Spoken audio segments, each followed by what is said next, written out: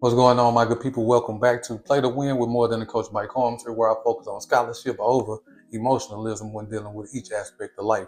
Today, I'm back with my message of um, wealth of self, which is the winning way of life. And today, I want to talk about a story in the Bible, which, in my personal opinion, if you really understand the story, you really get the meaning of it. After I explain it and not, talk about it from this perspective, and you apply it in your life, then this means that this is something that you'll be doing each and every day and all the time. So you'll really be getting, as they say, you'll really be getting uh, the fullness of the word, as they say, from the Bible. So with that being said, I'm just going to get started with the message and where I'm coming from. And so I'm starting in Genesis 1, right? Uh, when it all began. So it reads Genesis 1 and 1. It says, in the beginning, God created the heaven and the earth. Right, so then we're going to move down to Genesis 1 and 26, where it reads, and God said, let us make man in our image after our likeness, and let them have dominion over the fish of the sea, and over the fowl of the air, and over the cattle, and over all the earth, and over every creeping thing that creepeth upon the earth. And then on to 1 to 27, it says, so God created man in his own image. In the image of God created he him, male and female created he them. And then moving on to 28, and God blessed them. And God said unto them, be fruitful and multiply and replenish the earth and subdue it and have dominion over the fish of the sea and over the fowl of the air and over every living thing that moveth upon the earth. And then 1 and 31 reads, and God saw everything that he had made, and behold, it was very good. And the evening and the morning were the sixth day. And moving on to Genesis 2 and 2. So thus the heavens and the earth were finished, and all the host of them. And on the seventh day, God ended his work which he had made. And he rested on the seventh day from all his work which he had made. And 2 and 3 reads, and God blessed the seventh day and sanctified it, because that in it he had rested from all his work which God created and made. And so with that being said, I'm going to jump into what I'm talking about. If you read here, like I said in Genesis 1 and 1, it says, in the beginning God created the heaven and the earth. Now, the Bible right here tells us, who God is and what God does. God created, so that makes God a creator. God is a creator. Like I said, we can go through all the days, but I just went to the sixth day and the seventh day. But it created. You went to the second day, the third day, the fourth day, the fifth day, and that's something that you can read on your own. And we pretty much know the story. It's been talked about, for a long time.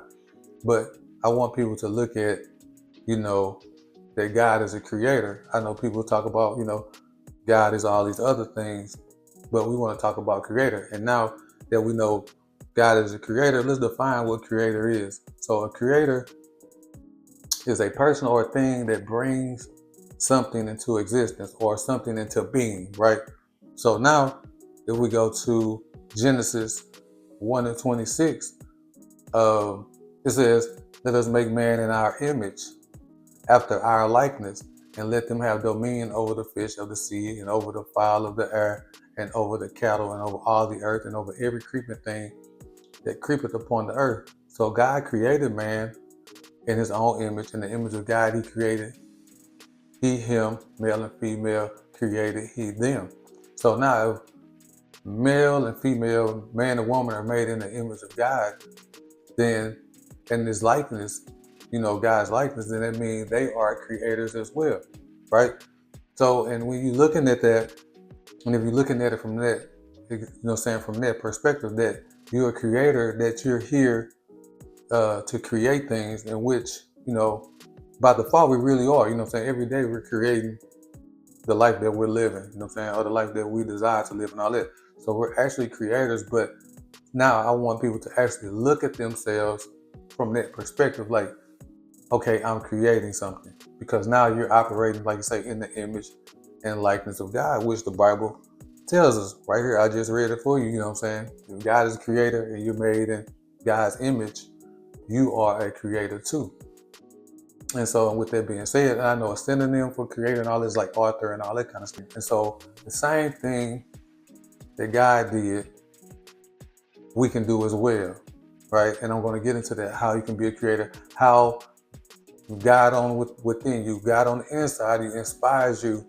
You know what I'm saying? You tap into that, God inspires you, and you're going to write basically your book. You're going to write your life. You're going to be a creator of your life, and you're going to operate in life from a creator standpoint. You're not going to operate from just a regular person or whatever, whatever you've been told, whatever you've been taught. You're going to look at it from a creator standpoint. And how we're going to do that, and because the Bible tells you as well about that, and it's in, I think it's pronounced Habakkuk, however it is, I'm not sure. But in chapter 2, verses 2 and 3, God tells you to be a creator, right? So it says, then the Lord answered me and said, write the vision and make it plain on tablets that he may run who reads it. For the vision is yet for an appointed time, but at the end it will speak and it will not lie. Though it tarries, wait for it, because it will surely come. It will not tarry, right? So God is telling you right here, like you can write your own, you know what I'm saying? Basically, if you want to say quote unquote Bible, you can be you're an author, you're a creator. So you sit down and God is telling you right here to write the vision of your life. Be a creator, be intentional, know what you want. Sit down with yourself and being creating, by writing it down, right? So how do you do that? So I come up with some things. I come up with 2 questions. And the first question is, and get a pen and a pencil, you don't have to do all this right now in one sitting, but you can get to this. It says, the question is, what is life causing you to ask for at this time? Now, when you sit down with these questions, and think over your life, think over what's going on in your life right now, thoughts and things are going to pop up. And as you being inspired, that's the God within you being, inspiring you to create, right? Then the second thing is, sit back and think, what makes you happy? What things do you do that you like to do? What things that you used to do that you don't do anymore? Or what are some things that you would like to do that would make you happy? And write these things down as well, because this getting you in the mindset and, the frame of mind, in this exercise to be a creator, which you are. Like the Bible told us that, like, you're made in the image of God. And I just explained to you that God is a creator. God created, it says that in the beginning, God created the heavens and the earth. God created man. God creates. God is a creator. And with you, the individual being made in the image and likeness, you are a creator as well. And through this exercise and this video, I want you all to, be intentional and create. You know what I'm saying? It's like you're writing your life. You're creating the life that you desire to have. And, even more, however you want to do it, when you answer these questions, and then you want to write these things down in each aspect of life. There are 6 aspects of life that I'm going to show in the video that you'll see in the middle. I'll put them up there. In each one of these lives, you sit down, right, and you look at it, and then you think about it, and then all those things that you let the God within you inspire you. Like I say, you know what I'm saying? Because there's God inspiring you, write it down. And these are things that you can bring into existence because you are a creator, which is the definition of creator, a being or a person that brings things into existence or into being. And so on this part, what I want to do is further elaborate on, the previous message, what I was talking about us, looking at life from the perspective of being a creator and understanding that we are made in the image and likeness of God. And basically, like if you look at the Bible, and this is going to tie into Habakkuk chapter 2, verses 2 and 3. It's like basically the Bible is given as God's vision. The Bible is God's vision, to us. And so when you made in the image and likeness of God, and when you understand what image means, basically image, and I'll put this up here, image means to imitate. Image comes from the word imitate. And imitate is defined as, give me 1 second to define it. It's defined as to take or follow as a model, or copy a person, or to copy or simulate. So how we can imitate God is that, we write the vision. Like say Habakkuk, he tells us how we can imitate him by writing the vision for our life. It says write the vision and make it plain on tablets, that he may run who reads it. For the vision is yet for an appointed time, but at the end it will speak and it will not lie. Though it tarries, wait for it, because it will surely come and it will not tarry. And so what I was saying previously is like how we can do that. There are six aspects of life, which you look at each aspect of life and then you write a vision for that aspect of life. How do you want your life to look in these different aspects of life?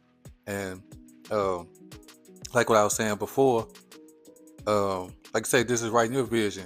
By doing this, you're imitating God. Like I say, this can be your own personal Bible for your life. If you just want to put it in that perspective to give you an understanding. Because if we think about it from that perspective, the Bible is God's vision. And so it said we're made in the image and likeness. And I just explained that image really comes from the word imitate.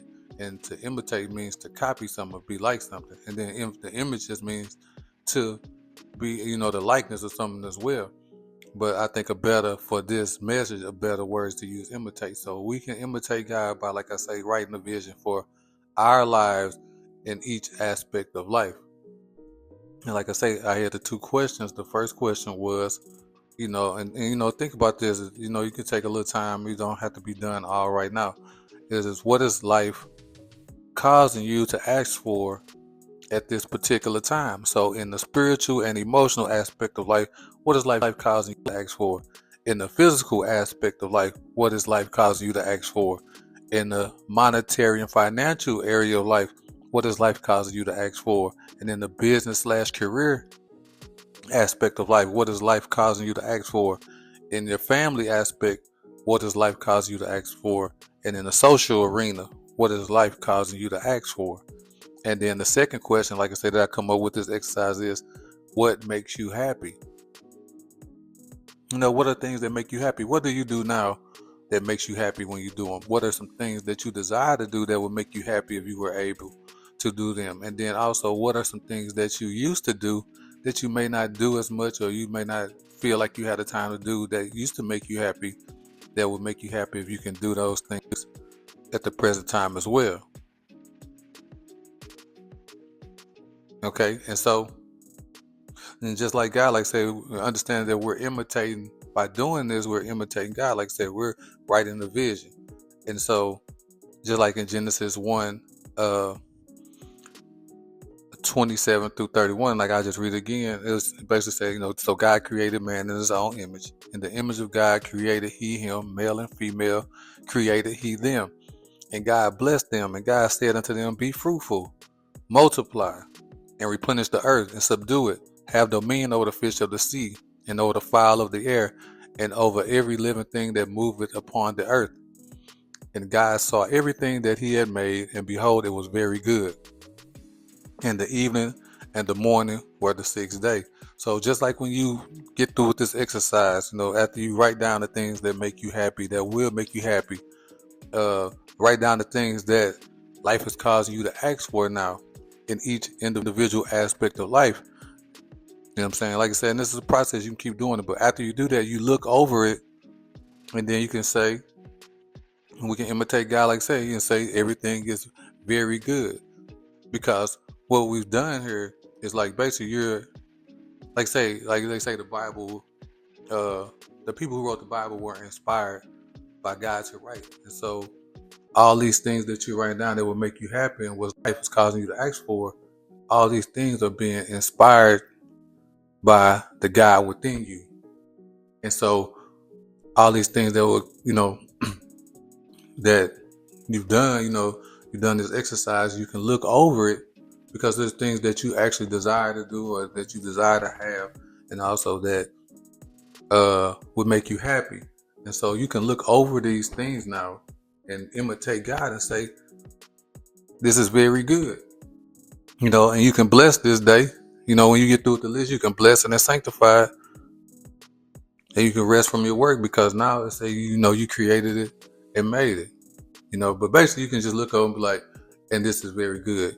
You can imitate God with that because it is good, because these are things that you desire to do. It's a way that you see your life being. And also there are things on that list and this exercise that brings you happiness, that brings you joy. So you can look over this when you get finished with it and be like, and imitate God and say, and it is very good.